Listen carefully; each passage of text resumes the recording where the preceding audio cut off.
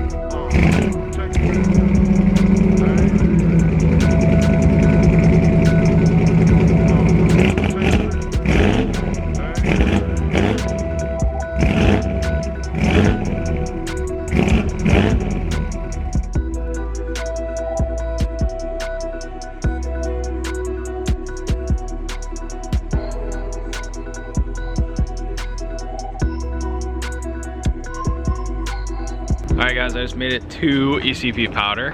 As you can see, I've got, actually, check this out. So who came out from, how far, okay, so you're not from California, obviously. Yeah. Springfield, Missouri, the most boring place. Entire. Nothing beautiful like this place at all. So this is Craig from Craig & Co Classics. He is the admin on F100 World. All the F100 stuff that you see me do for the shirts and apparel, this is the guy that makes it all happen. So give a round of applause in the comments for this guy. You know, he puts a lot of hard work and time into this brand, and he's doing really good at it. And it gives you guys a really good Facebook, you know, community of like, how many people now? Just in one group, it's almost at 45,000. Actually, almost 50. That's pretty good, especially for a Facebook group. So this is the guy that makes it all happen. So he's hanging out with me for the day. We're gonna go ahead and route my truck around the other side of the building, load up the front clip for the Galaxy, and then we're gonna head over to the machine shop and get all my broken parts. So let's get this stuff loaded.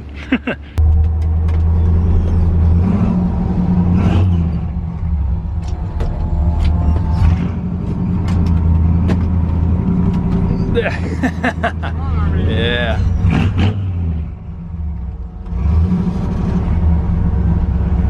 God, this manual steering sucks one-handed. It's terrible. It is. Oh geez, I can see that battery tray from here. That's bad. Ouch. That's gonna suck to fix. This everything else looks pretty good though.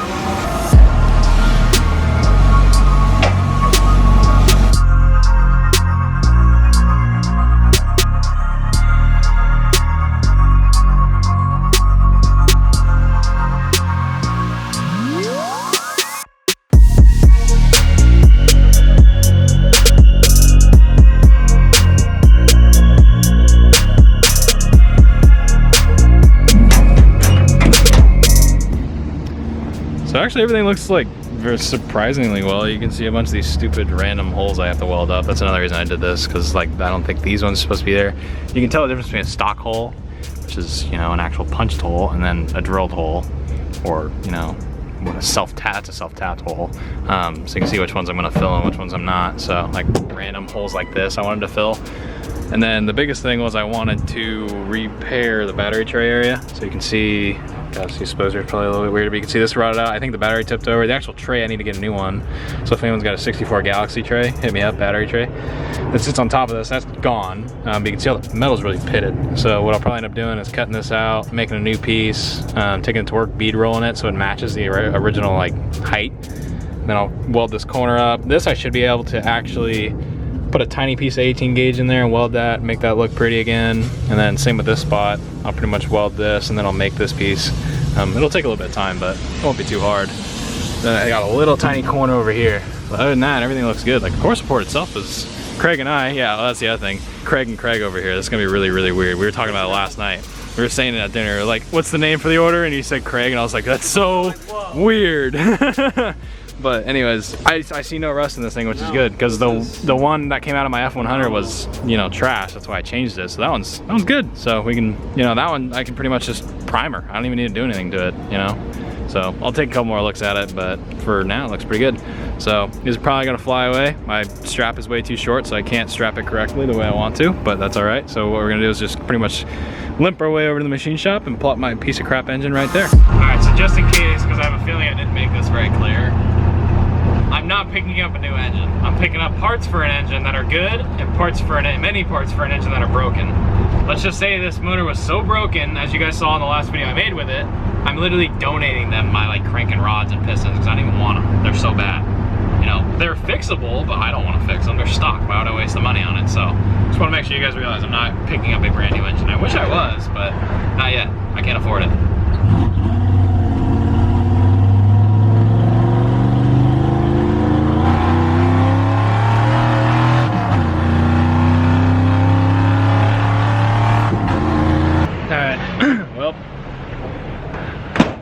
Money.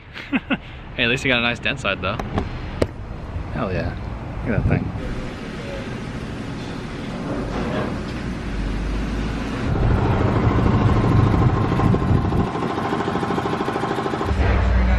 Yeah. Give you the gasket set. Right there. The balancer, which is in your hands. The cam. Cam's right there. The lifters. That's that box there. Gotcha. And then the rest of the stuff is head parts. Okay, and that's all that's coming out. That's going to be in the heads, which or over there. Over there. Okay.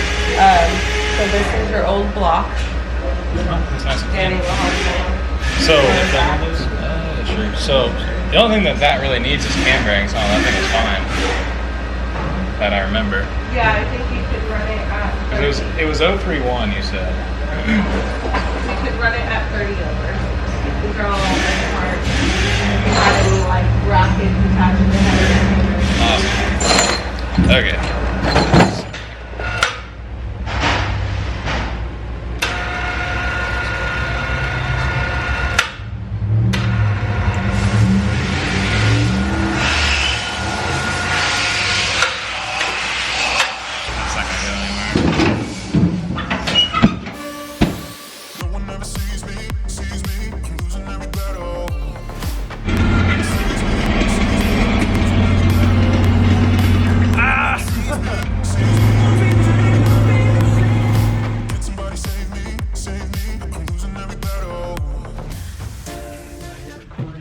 Alright. Okay, we have a lot of parts and junk. We have a lot of broken parts, a lot of new parts we gotta get out of this thing. So I got a block. As you can see, I don't have pistons, rods, or a crank. They were junk. As you saw in the last video, if you haven't, I'll put a card up. You guys gotta go watch that. I explained pretty much everything that was wrong with this engine. But basically in short terms, the crank was around too far for the rods to fit on it, so it needed oversized bearings. Just it was junk. So I didn't want to spend the time to machine a stock setup, so I gave it to them. I said, if anybody else has a blown up engine, you can have my parts, and hopefully it'll help another guy down the road. Otherwise, it's just going to sit in my garage. So I let them keep that, so it's less crap in my garage. So I have just a block and flywheel, really, and a broken harmonic balancer that I'm just going to throw in the garbage because it literally fell off the motor. But well, we do have some new stuff, so there's going to be a bunch of new and old stuff. We're pretty much going to take it out, put it in the garage, kind of go over everything we got, and then I'm going to tell you guys the great fun story of why Craig is so poor right now, and the great plans for the Galaxy. Let's get all this crap out. Both Craigs are poor, but he's referring to him. Yeah. I'm the poor one.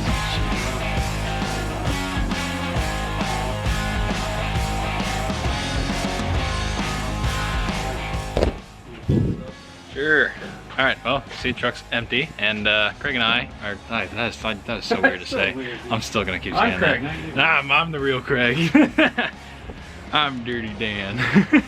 But anyways, I'm gonna cut the video off here for this part. Obviously the video is gonna keep going, but I'm gonna come back and talk to you guys about the whole engine setup. But for now, what you'll see in a future video is Craig and I are gonna go take my truck out to a really cool area and do some cool interviews and photos and stuff like that. I do want you guys to check out his channel for that video. It's Craig Classics. I'll put the link up here, and in the description. You guys can go click the link, subscribe. There's a cool videos of my truck coming, so I want you guys to see it. You'll be the first to see it. If you come out, go put notifications on, so watch his videos. He's got some cool stuff. It's all F100 stuff too, which is super cool. So he's the only one that does that, so check that stuff out. And also, before I forget, go buy a shirt on his website. I'll put the link down below. No, he doesn't have a website yet, but there will be a link for some drop ship stuff. You can go to Ford F100 World, and you'll see at the top where you can contact us and do some special order stuff. If you'd like like the logo matching the color of your truck and so on. So. And you can see he's a perfect example. He's got the button down and I have the regular short sleeve, whatever options. Thing. Yeah, there we go. Yeah, and you can do any color you want. So go to the F100 World page. I'll put it down in the description. You can check that out. Big forum, you know, you can ask questions, check out cool stuff. Big community for all of us. And then he's also got cool swag you guys can check out. So go down, check the link, have some fun, go buy a shirt.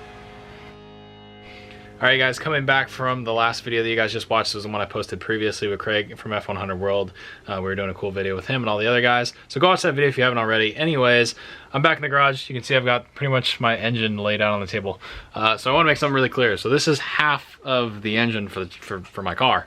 This is not the entire thing. So I established this point in every video in talking about money or buying something. I want to establish this again. I'm in college. I'm a full-time college student. I'm 20 years old. I don't make a lot of money. So I have to structure this smart and economically to where I'm not broke the next month, to where I can still make videos and buy stuff and do cool stuff for you guys. So I have only paid for half of my engine, which was still not cheap. The finished price was about $1,600 for what I'm about to show you, which a lot of you guys will say it's a ripoff, you've got too much, you blah, blah, blah, all that other stuff.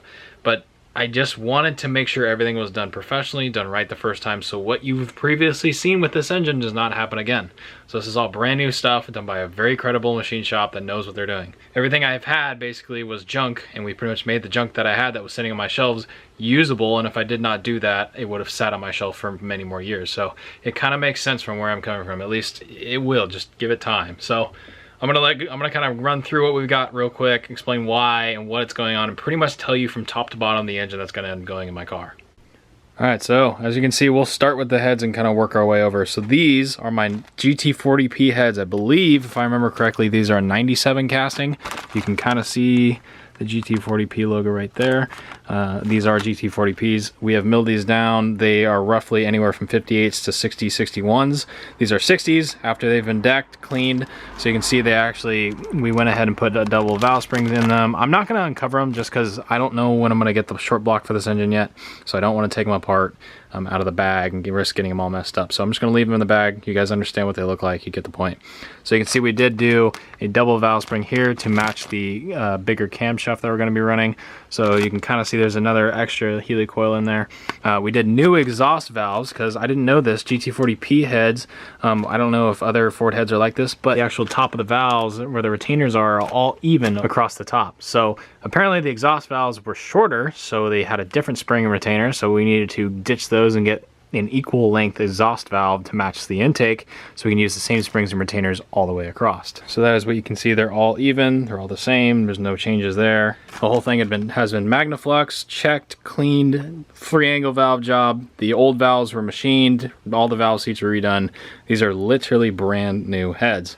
So if I flip these over, it's got a brand new deck under it, everything's perfect. You can actually see the new valve, the new exhaust valves versus the intake valves. The intakes were simply cleaned and redone, whereas the exhaust valves were changed out completely. So you can see the difference there. So moving over next to it, I'm sure you guys are purposely looking at these. These are the Farah valves that I was going to use. So these, I was really bummed I actually couldn't use these. These are a set of pretty much brand new Farah valves. These are a 196-205 valve. These things would have been super sick if I could have used them. These were supposed to go in the GT40Ps, so I could have oversized valves. That was something I really wanted to do. However, the problem was that the valves simply were not tall enough. This height was too short, therefore I could not get the valve spring I wanted. Therefore, nothing really. It basically wasn't made for this head. This was made, I think, for a small block Chevy. I just got them from a friend of mine.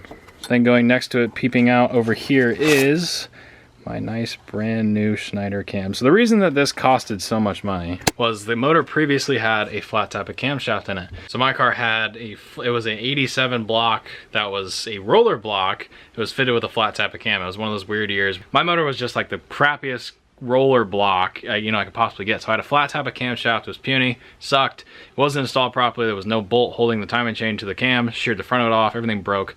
Long story short, we're replacing it. So I could have replaced it with another flat tappet camshaft, which was fine, you know, there wasn't anything wrong with that.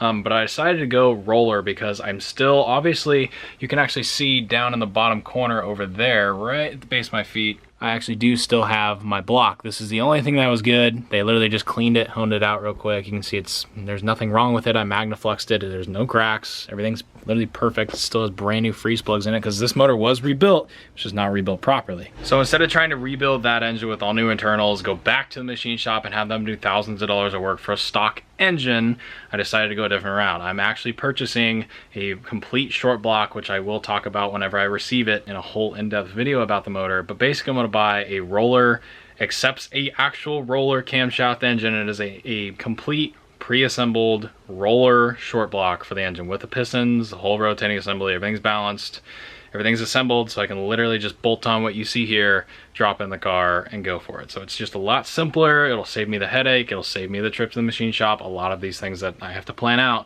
because I have a very tight budget on this car and I really want to drive it. And I was realizing the other day, I want to be over $5,000 in this car and I have yet to even start the thing. So I really just want to get it together. So you guys got to understand where I'm coming from there. So I do want to just get the thing back together. So we are going to be getting a complete short block. I will tell you the specs on it pretty briefly. So it's pretty much a flat top piston, 9.6 to 1 hypertonic piston, chromoly rings, one piece rear main seal. It's a lot modernized pretty much engine. It's 40 over. It's a pretty nice engine. It's got a really good review on it. I'll talk about it when I receive it. We'll do a full in-depth overlook of the whole thing. But basically what we're looking at is we have a 60cc head. We have 9.6 to 1 compression. We have flat top hypertonic pistons. We got a pretty good rotating assembly, reputable rotating assembly, reputable brand that makes it, and then we have a roller camshaft. I do not want to be dealing with a flat tappet. I said if I'm spending all this money, there's no reason why I wouldn't put a roller cam in a roller motor, correct? So I didn't end up spending the extra money, which is why this costed another $500-600, and did a custom ground Schneider camshaft. It's a hydraulic roller camshaft in this thing. So as you can see, Schneider cams, and this is the cam card behind it. So here's our cam card. I believe this was a 284, yeah, 284 cam.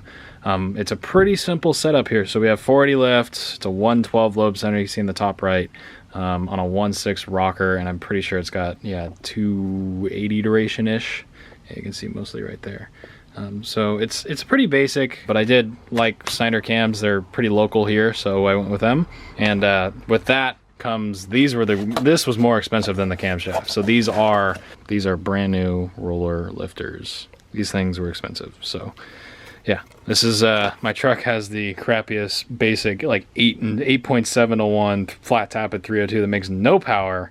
My Galaxie is going to get the sheer opposite. This thing will still make a pretty good amount of power. And the good thing, the reason I did this, I want a very economical cam so I can drive it.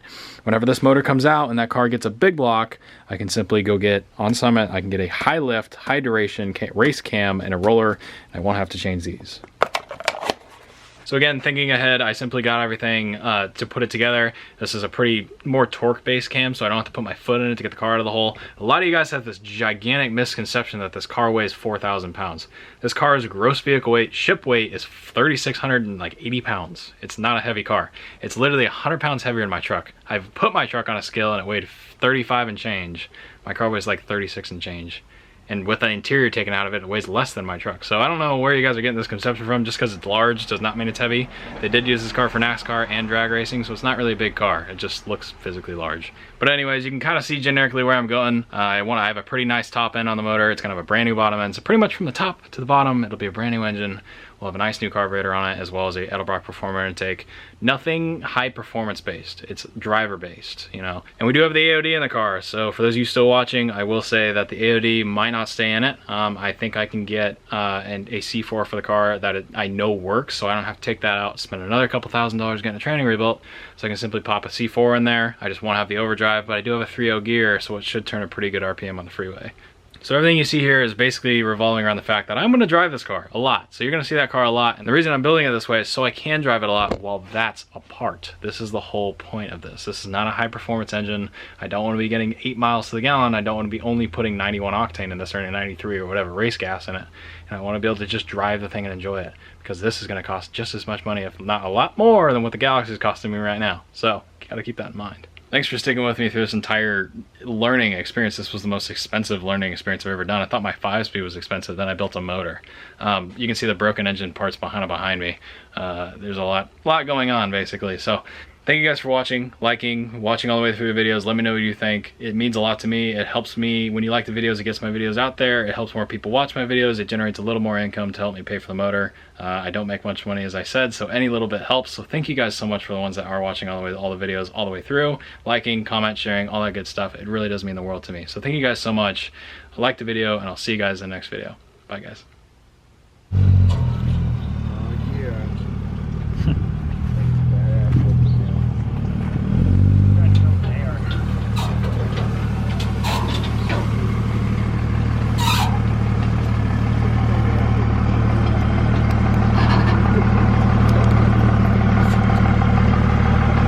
Secret's out. It's gonna be a fun one.